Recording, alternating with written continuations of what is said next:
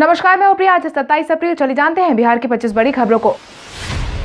बिहार में कोरोना प्रभावित व्यक्तियों की संख्या में लगातार हो रहा है इजाफा। बिहार में लगातार कोरोना प्रभावितों की संख्या बढ़ती ही जा रही है। स्वास्थ्य विभाग द्वारा जारी किए गए आंकड़ों की माने तो बिहार में संक्रमित व्यक्तियों की संख्या बढ़कर 277 हो गई है। खबरों की माने तो बीते दिन जहानाबाद, अरवल, रोहतास और गोपालगंज के मामलों के बाद यहां आंकड़े 250 के पार पहुंच चुके हैं, जिसके बाद स्वास्थ्य विभाग और सरकार दोनों तेजी से इस पूरे मुद्दे को जल्द से जल्द ठीक करने पर लगी हुई है। वहीं लगातार सोशल डिस्टेंसिंग का पालन करने की भी नसीहत दी जा रही है।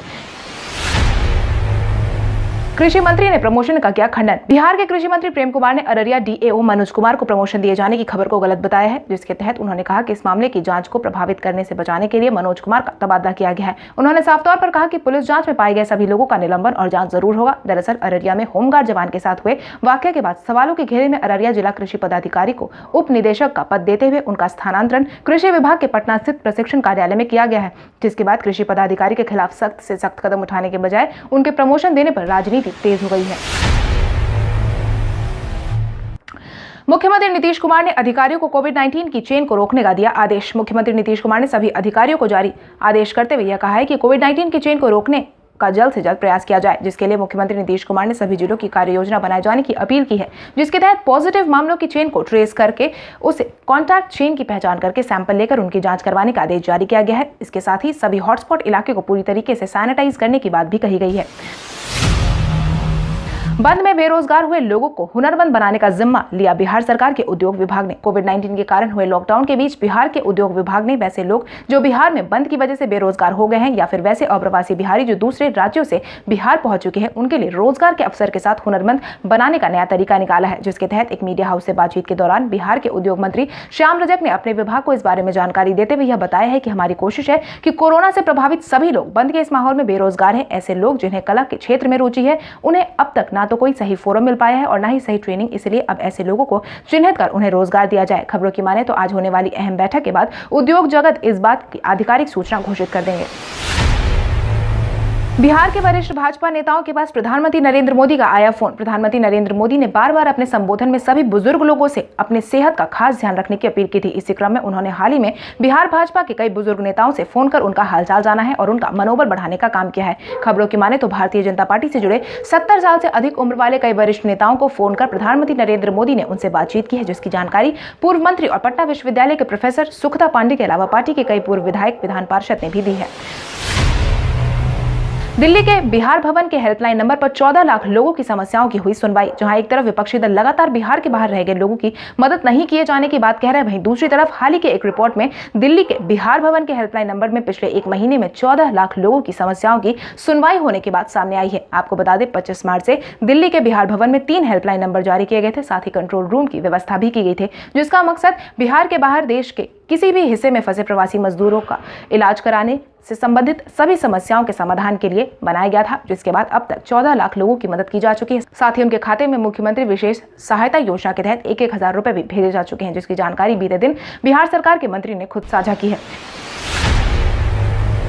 मौसम विभाग ने बिहार के कई जिलों में बारिश होने का लगाया अनुमान। बीते दिन राजधानी पटना समेत बिहार के कई जिलों में बारिश हुई थी, जिसके बाद मौसम विभाग ने एक बार फिर से अपना पूर्वानुमान जारी करते हुए आने वाले 29 तारीख तक बिहार में फिर से बारिश होने की संभावना जताई है। मौसम विभाग की माने तो उत्तर बिहार के पश्चिमी और दक्षिणी हिस्से पर सर्कल बनने से बारिश होने की संभावना बढ़ गई है। वहीं बीते दिन पटना में सुबह 4 बजे कई इलाकों में तेज हवा के साथ बारिश हुई है। मौसम विभाग ने 24 घंटे के अंदर मधुबनी, सीतामढ़ी, मुजफ्फरपुर, पूर्वी चंपारण, दरभंगा में तेज बारिश होने का पूर्वानुमान भी जारी किया है।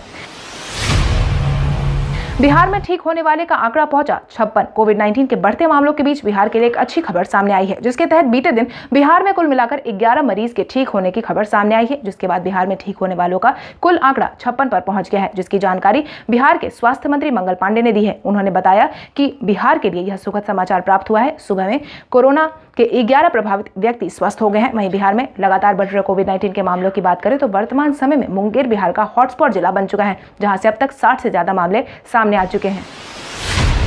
पूर्णिया में जांच कराने पहुंची युवती का निकला विदेशी कॉन्टैक्ट। जहां एक तरफ सरकार बार बार सभी लोगों से अपनी ट्रैवल हिस्ट्री को नहीं छुपाने की नसीहत दे रही है, वहीं इस बार पूर्णिया से हाल ही में आया एक मामला ने सरकार की परेशानी को बढ़ा दिया है। बीते दिन अस्पताल पहुंची पूर्णिया की युवती की ट्रैवल हिस्ट्री सऊदी अरब से निकली है। हालांकि उस युवती ने सीधे तौर पर चिकित्सकों को अपनी ट्रैवल हिस्ट्री के बारे में नहीं बताया था। जब डॉक्टरों को शक हुआ तब जाकर उस युवती ने सऊदी अरब से आने की बात कही, जिसके बाद एहतियात के तौर पर उसे आइसोलेशन सेंटर में डाल दिया गया। वहीं उसके सैंपल को जांच के लिए भेज दिया गया है।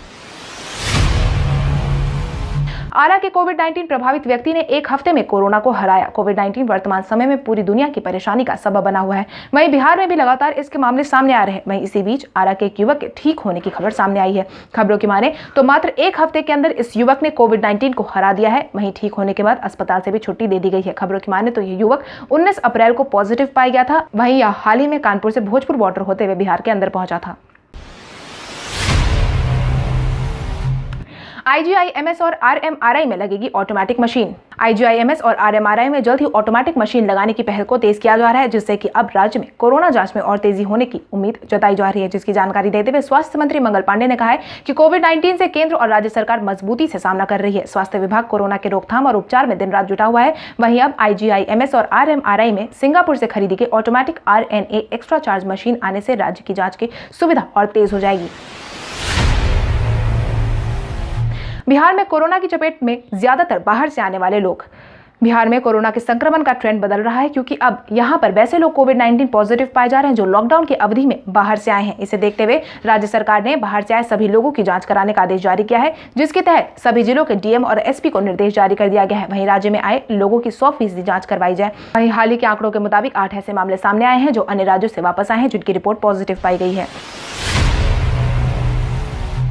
बिहार में आकाशीय बिजली से 12 लोगों ने गंवाई अपनी जान। बिहार के कई जिलों में हुई बारिश ने अन्य समस्याओं के अलावा 12 लोगों की जान जाने की खबर सामने आई है। खबरों की माने तो आकाशीय बिजली की वजह से 12 लोग अपनी जान गंवा चुके हैं, जिस पर मुख्यमंत्री नीतीश कुमार ने अपनी संवेदना व्यक्त की है। वहीं जान गंवाने वालों के आश्रितों को 4-4 लाख रुपए की सहायता देने का भी ऐलान जारी किया है, जिसके तहत मुख्यमंत्री नीतीश कुमार ने बताया कि आकाशीय बिजली की तीव्रता काफी अधिक थी। हालांकि बंद के माहौल में लोग घरों में थे, इसलिए इससे प्रभावित होने वालों की संख्या कम मिली है। बंद के कारण तीर्थयात्री नहीं पहुंच पा रहे पिंडदान करने। पूरे देश में कोरोना ने सबकी परेशानी बढ़ा रखी है। वहीं बंद के कारण तीर्थयात्री भी पिंडदान करने नहीं पहुंच पा रहे हैं। बंद के ऐलान के बाद विष्णुपद मंदिर भी बंद है। सिर्फ हर रोज वहां के एक विभाग में पूजा की जाती है और फिर इसे बंद कर दिया जाता है, जिसके बाद यहाँ सिर्फ पंडरा समाज के लोग ही आ जा सकते हैं। आपको बता दें, कई धार्मिक शास्त्र में हर दिन यहाँ धाम में एक पिंड और एक मुंड जरूरी बताए गए। हालांकि बंद के कारण यात्रियों का आना जाना बंद हो चुका है और यह प्रथा भी कुछ समय के लिए रुक चुकी है। पप्पू यादव ने मुख्यमंत्री नीतीश कुमार को लिया आड़े हाथ। नेता प्रतिपक्ष तेजस्वी यादव के बाद जन अधिकार पार्टी के राष्ट्रीय अध्यक्ष पप्पू यादव ने मुख्यमंत्री नीतीश कुमार को आड़े हाथों लेते हुए यह कहा है कि मुख्यमंत्री नीतीश कुमार जी को ना छात्रों की कोई चिंता है, ना ही मजदूरों की कोई चिंता है। खबरों की माने तो पप्पू यादव ने उक्त बातें बीते दिन फेसबुक लाइव कार्यक्रम जन की बात के दौरान कही है। इतना ही नहीं, उन्होंने सरकार के निर्दयी होने का उदाहरण देते हुए यह कहा है कि दूसरे राज्यों ने अपने छात्रों को वापस बुला लिया है, मगर मुख्यमंत्री नीतीश कुमार जी अपने फैसले से टस से मस नहीं होने का नाम ले रहे हैं। बिहार सरकार ने की सभी आम नागरिकों से बैंकों के बाहर जमा नहीं होने की अपील। बिहार सरकार ने सभी आम नागरिकों से बैंकों के बाहर भारी संख्या में जमा नहीं होने की अपील की है। सरकार की माने तो भारी संख्या में लोगों का एक जगह पर जमा होना बंद के नियमों का सख्त रूप से उल्लंघन होगा। इसके साथ ही बिहार सरकार ने यह भी साफ कर दिया है कि बैंकों के बाहर जमा होने के बजाय राज्य में कार्यरत 6,728 पोस्ट ऑफिस और 10,050 पोस्टमैन के विशाल network India post payment bank के जरिए अपने गाँव के दरवाजे पर ही राहत पैकेज की राशि की निकासी कर सकते हैं, जिसके तहत अब देश भर के 250 से ज्यादा बैंकों के खाता धारक अपने दरवाजे पर सरकार द्वारा भेजी गई राशि को प्राप्त कर सकते हैं। बंद के बाद से बिहार में अब तक राहत कार्यक्रम में 6,000 करोड़ खर्च होने की कही गई बात। सूचना जनसंपर्क विभाग के सचिव अनुपम कुमार ने वीडियो कॉन्फ्रेंसिंग के माध्यम से सरकार के किए गए कामों को लेकर जानकारी दी है, जिसके तहत उन्होंने बताया है कि बिहार से बाहर फंसे लोग और राज्य के अन्य जरूरतमंद लोगों के लिए अब तक 6,000 करोड़ की राशि खर्च की जा चुकी है, जिसमें सरकार ने छात्र के साथ बिहार के बाहर फंसे लोग समेत अन्य लोगों की सहायता के लिए इतनी राशि खर्च की है। 2 लाख राशन कार्ड धारियों के लिए 1,020 करोड़ की राशि खर्च की जा चुकी है। मुख्यमंत्री नीतीश कुमार ने वेंटिलेटर और अन्य किट उपलब्ध करवाने का जारी किया आदेश। मुख्यमंत्री नीतीश कुमार ने अपने सभी अधिकारियों को साथ ही स्वास्थ्य विभाग के कर्मियों को बिहार में जल्द से जल्द और ज्यादा वेंटिलेटर और जरूरत पड़ने पर पीपीई किट को उपलब्ध कराने का निर्देश जारी किया है। इतना ही नहीं, मुख्यमंत्री नीतीश कुमार ने सभी से कहा है कि इसके लिए सरकार की तरफ से पैसे की कोई कमी नहीं होगी। अभी भी कोरोना उन्मूलन कोष में काफी राशि मौजूद है। वहीं मुख्यमंत्री नीतीश कुमार ने बीते दिन बैठक के दौरान कोविड-19 के हालात का जायजा लिया और आदेश जारी करते हुए कोरोना की टेस्टिंग में तेजी बढ़ाए जाने की बात कही है, क्योंकि बिहार में हर बढ़ते दिन के साथ कोविड-19 के मामले में काफी ज्यादा बढ़ोतरी देखी जा रही है।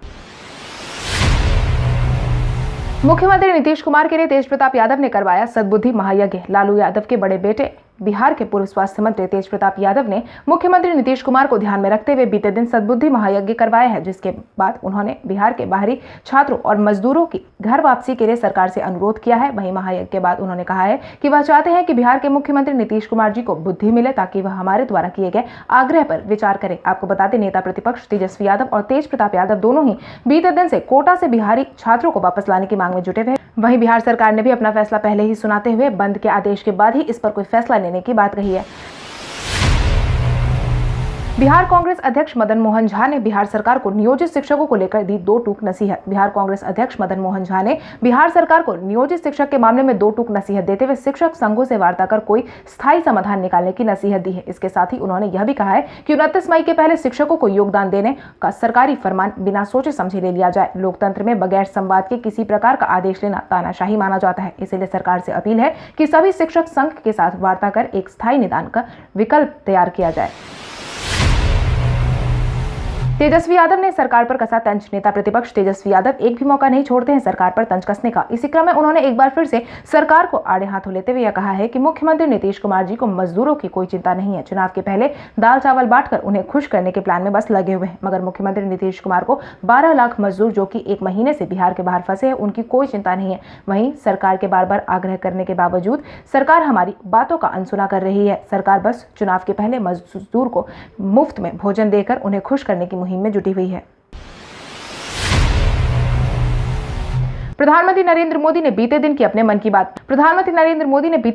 की बात कार्यक्रम में एक बार फिर से राष्ट्र का संबोधन किया, जहां पर उन्होंने डॉक्टरों, सफाई कर्मियों, साथ ही पुलिस व्यवस्था को लेकर भी आम लोगों की सोच में बदलाव होने का आश्वासन दिया है। इसके साथ ही उन्होंने सभी आम नागरिकों की सराहना करते हुए यह कहा है कि कोविड-19 की इस परीक्षा में सभी नागरिक एक साथ सामने आकर इसका सामना कर रहे हैं। इतना ही नहीं, उन्होंने यह भी कहा है कि भारत में कोरोना की परीक्षा से जनता सही मायनों में जूझ रही है। हम भाग्यशाली है कि आज पूरा देश और देश का हर नागरिक एक साथ इस मुकाबले के लिए खड़ा है।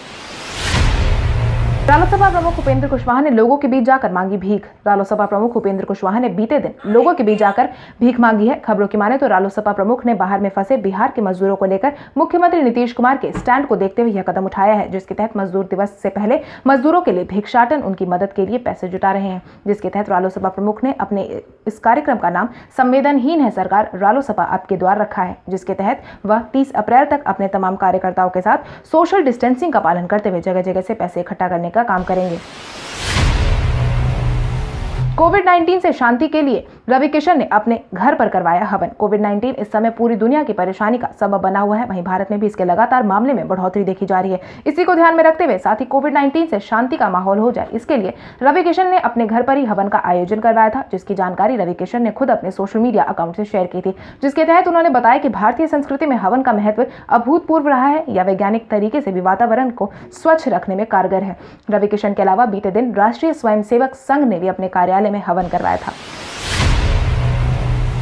सचिन तेंदुलकर ने अपने 5 फेवरेट ऑलराउंडर के नाम बताए। भारतीय टीम के पूर्व क्रिकेटर सचिन तेंदुलकर ने हाल ही में अपने शीर्ष 5 ऑलराउंडर के नाम बताए हैं, जिसमें उन्होंने कपिल देव का नाम लिया है। कपिल देव के बाद सचिन तेंदुलकर ने पाकिस्तान के वर्तमान प्रधानमंत्री इमरान खान का नाम लिया है। इसके बाद उन्होंने न्यूजीलैंड के सर रिचर्ड हेडली, इंग्लैंड के इयान बॉथम और मैकलम मार्शल का नाम लिया है। आपको बता दें, सचिन तेंदुलकर ने उक्त बातें बीते दिन स्टार स्पोर्ट्स क्रिकेट के साथ कनेक्टेड शो में कहा है। कल हमारे द्वारा पूछे गए सवाल का जवाब आप में से बहुत सारे यूजर ने हमें कमेंट करके दिया था, उसके लिए आपका बहुत बहुत धन्यवाद। आप में से जिन यूजर का कमेंट हमें अच्छा लगा है उनके नाम है धनंजय कुमार यादव, मनीषा यादव, प्रिया सिंह, दीपक कुमार, विकास वीडियो, जमशेद आलम, योगेंद्र कुमार, गौतम पंडित, सूरज मोहन, दयाल शर्मा, प्रीति कुमारी, शिव कुमार, अजय कुमार, राजा राज। इसके अलावा हमारी टीम को और भी लोगों के जवाब अच्छे लगे, मगर समय के अभाव के कारण हम उनका नाम नहीं ले पाए, लेकिन आप हमारे सवालों का जवाब देते रहे। हम कल आपका नाम लेने की पूरी कोशिश करेंगे। तो चलिए बढ़ते हैं आज के सवाल की ओर। आज का सवाल कुछ इस प्रकार है, आपके अनुसार लगातार 3 मई के लॉकडाउन के आदेश के बाद सरकार को किन चीजों को फिलहाल बंद रखने की जरूरत है? अपने जवाब हमें कमेंट करके जरूर बताएं। इसके साथ ही आज के लिए बस इतना ही। अगर आप ये वीडियो हमारा यूट्यूब पर देख रहे हैं तो हमारे चैनल को सब्सक्राइब करें और बेल आइकन दबाना ना भूलें। और अगर आप ये वीडियो हमारा फेसबुक पर देख रहे हैं तो इस वीडियो को लाइक करें और ज्यादा से ज्यादा शेयर करें। धन्यवाद।